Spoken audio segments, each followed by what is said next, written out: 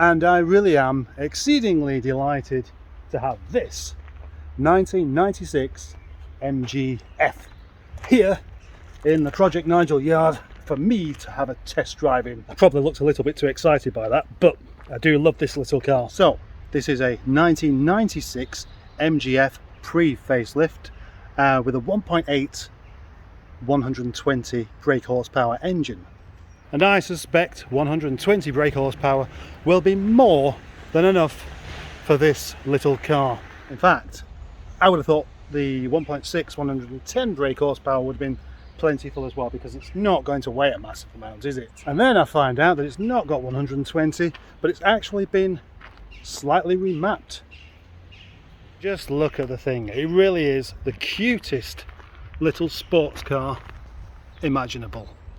Yes, I would say the MGF is as cute as a kitten. In fact, as cute as a litter of kittens, and out of that litter of the cutest kittens ever is the cutest kitten of that, and that's this car. The style was very, very important when developing the MGF, of course, because this was the first actual MG sports car made since 1980. There's a huge gap because in 1980 MG stopped making the B, and so they didn't really have a car. All they did was just put their brand onto Montegos and Maestros and Metros. Not that there's anything wrong with those cars at all, but they didn't have their own proper sports car. And that's why this is so important. It was to compete with the MX-5 and the Lotus Elan, and popular opinion tells you that it was just as good. That front end is ever so slightly reminiscent of the old MGB, at least in my opinion it is. Big door there, obviously pillarless because the roof is non-existent. I like the style of this door, the way it swoops down at the bottom there, looks like a big shark's tooth or something. Just not sure what that something is. The air intake, because of course this car has its engine in the middle. The very stylish twin exhausts and the rear lamps kind of remind me of the SD1 ever so slightly. One of the really good things about this car is when you climb into it, you don't have to worry about banging your head on the roof. That really is a lovely classic MG interior. It's not entirely original, but these seats are made of proper leather. That's not original. I'm not sure about the steering wheel. It has got proper wood on it, and this wood dash here also I don't believe is original, but it does look very nice. It looks like proper wood to me. No doubt when you have a car like this you do get proper wood. That's actually quite a good door shut sound, considering that the window's down as well. It is of course a bespoke interior. It's slightly similar to the R3 or the 25 that came afterwards, but it's not the same. And even the clocks look similar, but they're not quite. This looks the same though, and it feels the same, and there's nothing wrong with that because all that seemed to work quite well. So does the horn. This car's been very well cherished. All the club member stuff in the window there, and practically immaculate paint. Not a dent anywhere in sight. Here is the car with the bonnet open, and underneath the bonnet you don't find an engine. You do find some horns and a spare wheel and a battery, and that's the kind of size boot I like, or bonnet I like, because there's plenty of room to wedge loads of beer in there and pasties. As you know, the engine is actually in the back, not in the boot, but in the back down there, down that gap there. It doesn't look like the easiest place to actually fix particularly. Even this here suggests that you're not allowed in there. Don't mess with the engine, not unless you know what you're doing. And now for the really exciting part.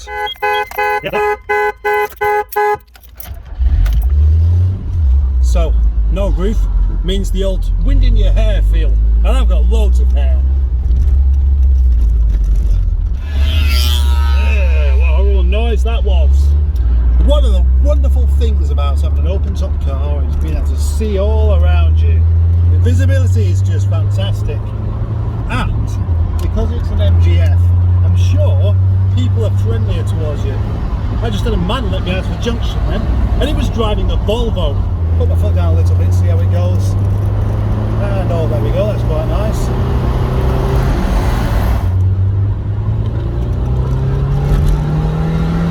Oh yes, nice. Now before I'd even set off out of the yard there, I had a chap that just happened to come in and said, oh, is this car for sale? And if it is, can I buy it? It's not mine, I can't sell it. I'm going to put my foot down again slightly here, I'm sure it's okay to do that.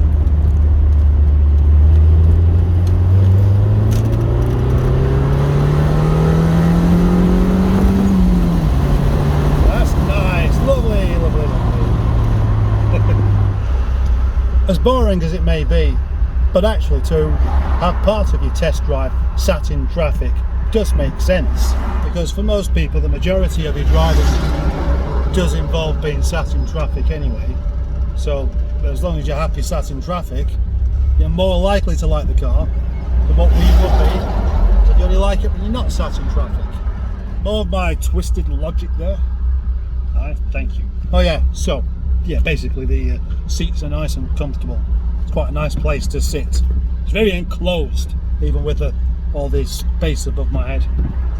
The only thing is, leather of course in this hot weather, probably better to have cloth, but they just don't look as nice, do they? No, they don't. Just discovered one thing I don't like about soft tops, and that is you can hear other people's music a lot louder than you normally would do. I don't want to listen to it, thank you. Crank radio 4 up. As I just shot past the yard then, I just fancy going a little bit further. I could see Phil looking over me as I went up the hill, probably because the sound that K-Series is very distinctive and you can really tell what's coming if you know the sound.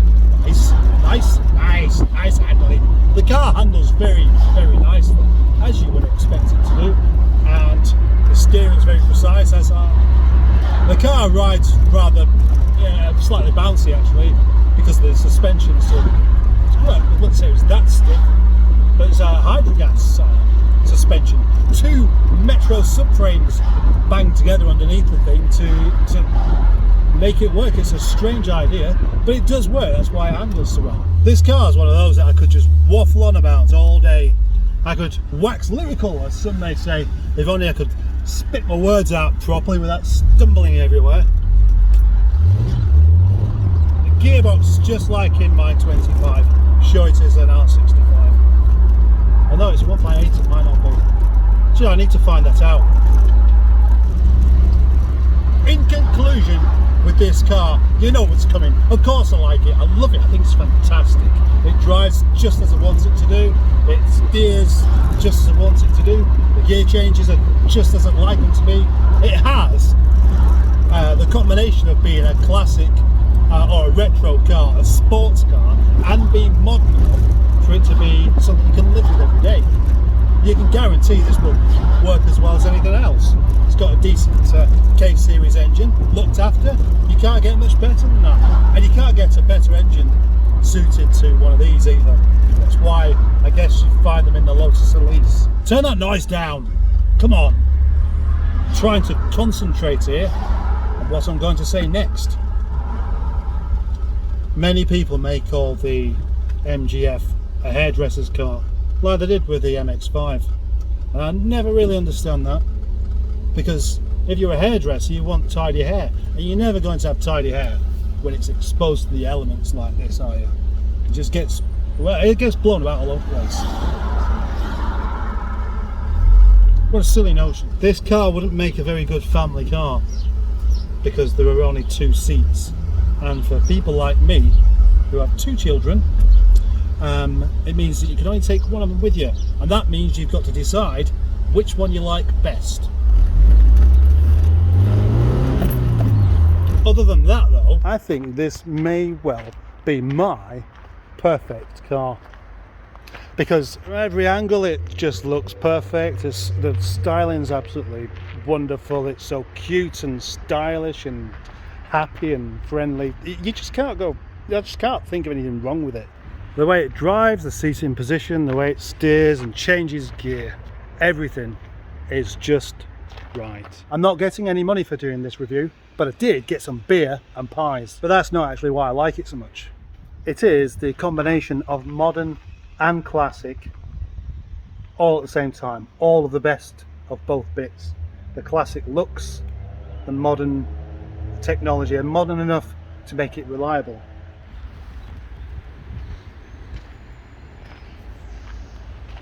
This car actually ticks every single box except for the one about the family, but that's why I have a gold Rover 25 for the family.